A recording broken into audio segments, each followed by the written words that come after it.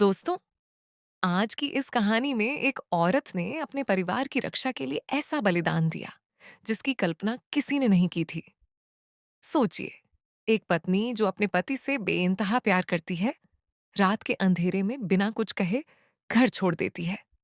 साल भर तक वह गांव में तपस्या करती है और जब लौटती है तो उसकी दुनिया ही बदल चुकी होती है। उसका पति डेव अब किसी और का हो चुका है और उस औरत की गॉड में पल रहा है एक नया मेहमान। क्या वासुधा अपना सुहाग वापस पा पाएगी? देव के दिल में उसके लिए नफरत क्यों भर गई? और वो दूसरी औरत कौन है जिसने वसुधा की जगह ले ली? पूरी कहानी जानने के लिए हमारे साथ अंत तक बने रहिए। मंदिर की घंटी की आवाज गूंज रही थी। भोलेनाथ के सामने दिया झलक रहा था। तभी गुरुजी ने वसुधा को बुलाया। उनकी आंखों में एक अलग ही तेज था।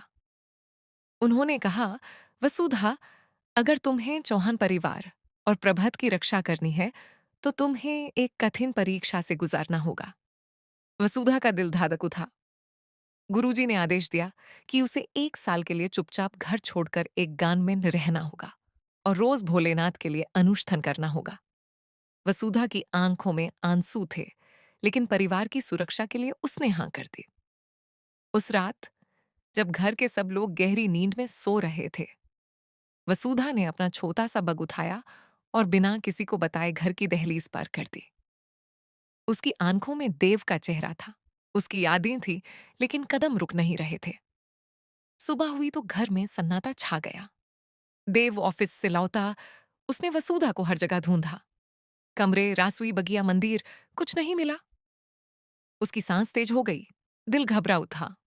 उसने चिल्लाकर पुकारा, वसुधा, वसुधा। मगर सिर्फ दीवारों से आवाज टकराकर लौट आई। देव ने पुलिस को बुला लिया।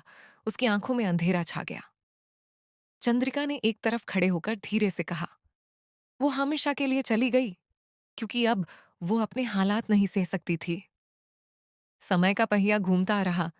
1 साल बीत गया। गांव में वसुधा ने रोज भोलेनाथ के आगे मथा टेका, परिवार की खुशियों के लिए पूजा की। लेकिन जैसे ही 1 साल पूरा हुआ, वो भागी चोपी अपने घर लौट आई।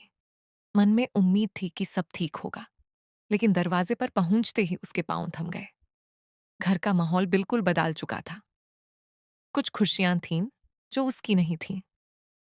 वसुधा ने अंदर कदम रखा और सामने का मंजार देखकर उसके होश उड़ गए।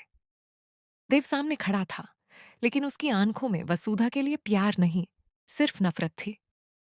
उसकी बाहों में एक नई पत्नी थी और उसकी गोदी में एक नन्ही सी जान पल रही थी। वो दूसरी औरत गर्भवती थी। वसुधा की दुनिया थम गई। देव ने पलती खाई और उसने वसुधा को देखते ही मुंह फेर लिया। उसकी आंखों में ऐसा गुस्सा था जैसे सालों का जमा हुआ तूफान। वसुधा ने हाथ आगे बढ़ाए, लेकिन देव ने पीछे हट गया। तुम बिना बताए चाली गई। अब लौट कर आई हो तो क्या? मेरी जिंदगी आगे बढ़ चुकी है। देव के शब्द तीर की तरह चुभे। वसुधा ने दौड़ी भागी दादी हुक्म के पास जाकर अपनी सारी व्याथा सुनाई, अपनी तपस्या का राज बताया। मगर दादी हुक्म की आंखों में भी एक अजीब सी चुप थी।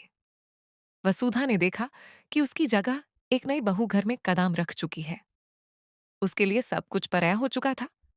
अब सवाल यह है कि क्या वसुधा अपनी जगह वापस ले पाएगी? क्या देव को कभी सच्चाई पता चलेगी? और वो नई पत्नी कौन है जिसने इतनी आसानी से वसुधा की जगह ले ली? आगे की कहानी में और बड़े तूफान आने वाले हैं। तब तक चैनल को सब्सक्राइब करें, घंटी दबाएं और बने रहिए।